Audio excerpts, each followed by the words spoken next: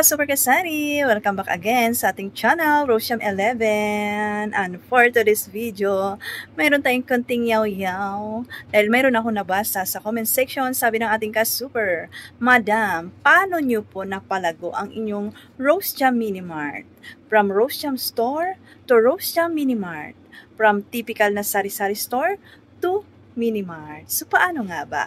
So, ngayon, i-share ko sa inyo ang aking sikreto. So, after nito, hindi na magiging sikreto. Yes, opo. So, paano ko nga ba ito napalago? So, ilang years na muna ako dito sa pagsasari-sari store. So, almost 10 years na rin ako in counting, no? At ito ay kumakayod pa din, no? Lumalaban pa rin. So, paano ko nga ba ito napalago? So, nag-start lang po ako sa 10K na puhunan hanggang nagdagdag. Siyempre sa umpisa, medyo struggle, try and error, pero kung porsigido ka, desidido ka sa goal mo sa pagninegosyo, makakarating ka din talaga doon sa tagumpay na ito na ngayon. Diba? Thank you, Lord. Siyempre, lahat naman yan ay pinagpasalamat natin kay Lord. So, ito lang ang gusto kong i-share sa inyo. Napaka-importante ito sa pagninegosyo, no? Yung management, yung tamang pag-manage ng ating tindahan, cash flow, at syempre yung kita. So, nasabi ko na to before, kung paano ko minamanage yung aking tindahan, ano ang ginagawa kong diskarte para mapalago ko pa ito, mapalaki ko pa, mapa-improve ko pa. So, ito lang yung aking ginagawa noon pa, no?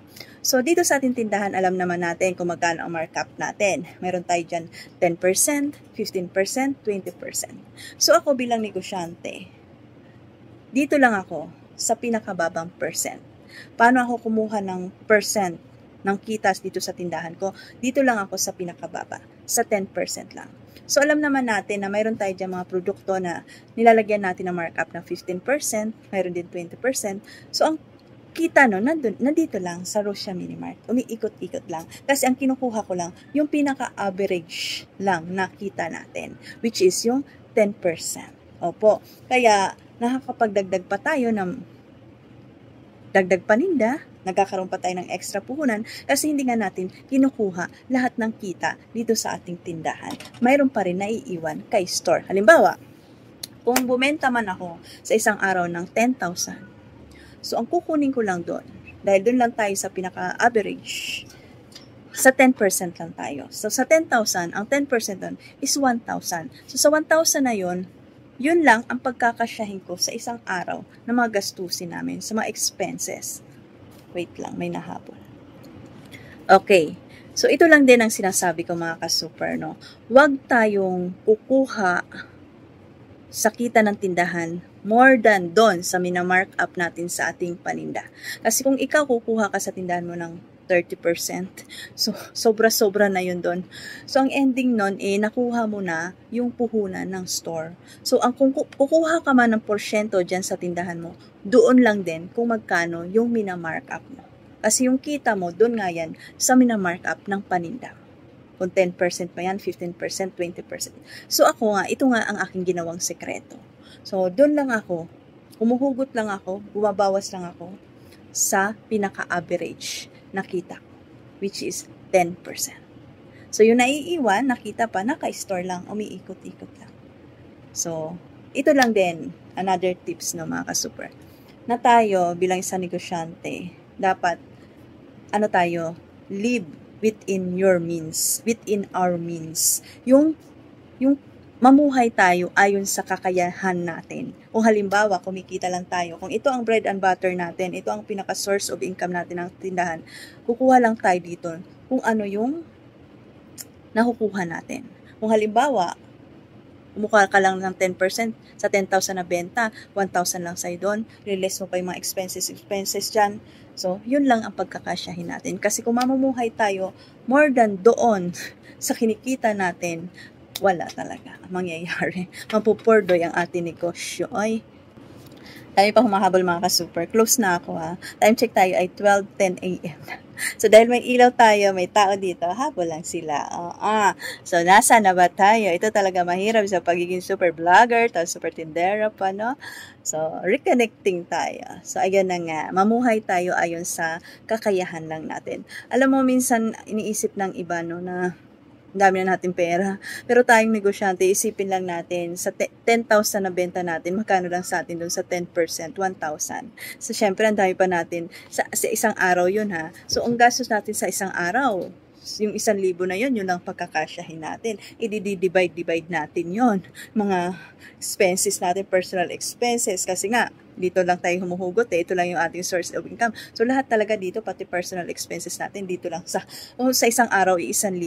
Diba? So, yun lang, pagkakasyahin mo lang talaga. So, yun lang talaga ang ginagawa kong diskarte. At, ito talaga ang pinaka tips na rin sa mga negosyante, no? Yung talagang masinop ka sa pera. Kasi kung hindi ka masinop sa pera, isipin mo lang, kuha ka lang ng kuha dyan sa tindahan mo, nakukuha mo na yung puhunan ng tindahan mo. So, ano mangyayari sa tindahan mo? Imbis na palago, pabagsak.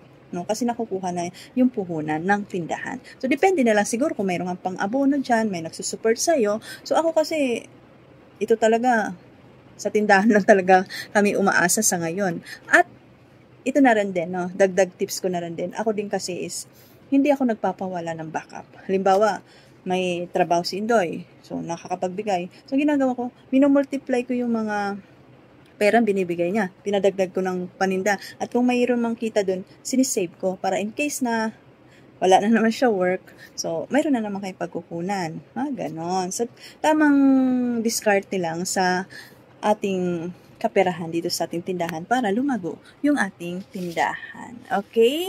So, ito talagang pinaka bottom line ko dito sa aking yaw-yaw, no, is live within your means lang talaga. Mamuhay ayon sa kakayahan. Huwag ipilit ang hindi kaya. Doon lang tayo sa kaya natin. Okay? Para naman yung ating tindahan, makasurvive, magpatuloy at lumago. Kasi kung above tayo dun sa ating kakayahan, sa ating kinikita, wala talaga mangyayari. Yan lang muna mga ka-super. Naway lahat ng mga kasari magtagumpay sa larangan ng negosyo.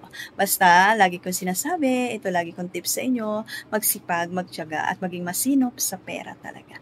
Kasi dito sa ating tindahan, umiikot tayo dito sa pera talaga, no? O hindi ka magaling humawak o hindi mo binibigyan importansya yung kinikita ng store mo, wala mangyayari.